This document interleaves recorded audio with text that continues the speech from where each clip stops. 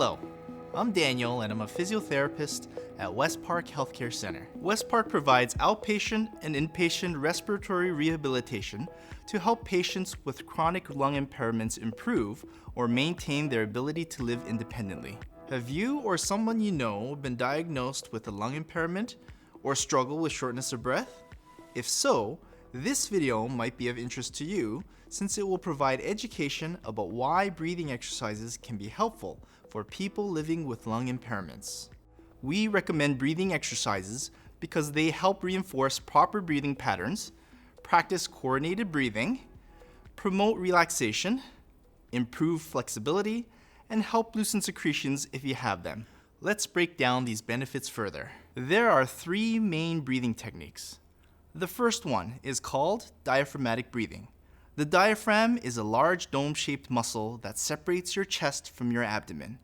It plays an important role in breathing. Diaphragmatic breathing exercises can improve how effectively you use your diaphragm, reduce the effort required to breathe, and help you conserve energy. Let's give it a try. Fold your hands across your abdomen, relax your shoulders, gently breathe in through your nose, and feel your abdomen rise as you do so.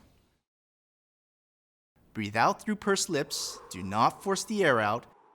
You should feel your abdomen relax as you breathe out. The second technique is called pursed lip breathing, which is a technique that can be used to help reduce shortness of breath. It can also help decrease the amount of work required for breathing, slow down your breathing, and promote overall relaxation.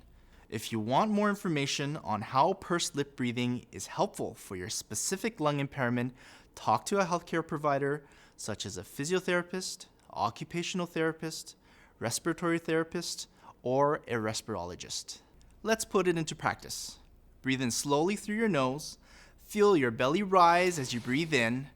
Purse your lips as if you were going to whistle or blow out a candle. Breathe out slowly through your lips. Don't force your breath out. Here are some key points to remember. Breathing in through your nose helps to heat, humidify, and filter the air. Breathing out through pursed lips can help keep the airway open. The final technique is coordinating your breathing with movement, which is to time your breath out with movements, such as a push or pull. Timing your breaths with specific movements can help decrease shortness of breath, limit unwanted increases in blood pressure, and help pace yourself throughout an activity. For example, watch how she uses the technique as she goes from sitting to standing. She gently breathes in through her nose and breathes out through pursed lips as she stands up from the chair. You can watch the full breathing exercise video on our website to practice these techniques. Now, let's talk about breathing and relaxation. As you may have experienced, shortness of breath can lead to being stressed and anxious, or stress and anxiety can lead to more shortness of breath. It is a vicious cycle. Breathing exercises can help your body and mind relax by reducing stress, lowering your heart rate, reducing blood pressure, improving the flow of oxygen, and easing muscle tension. Some lung impairments can cause increased levels of mucus or phlegm in the airways, which can increase feelings of shortness of breath and result in a chronic cough. Mucus in your airways can lead to a higher risk of getting a lung infection, but performing breathing exercises can assist with loosening the mucus to make it easier to cough it out.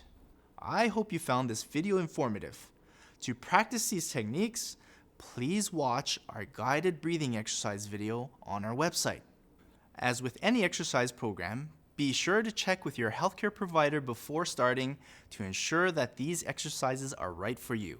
If you have any further questions or want more information, please visit our website.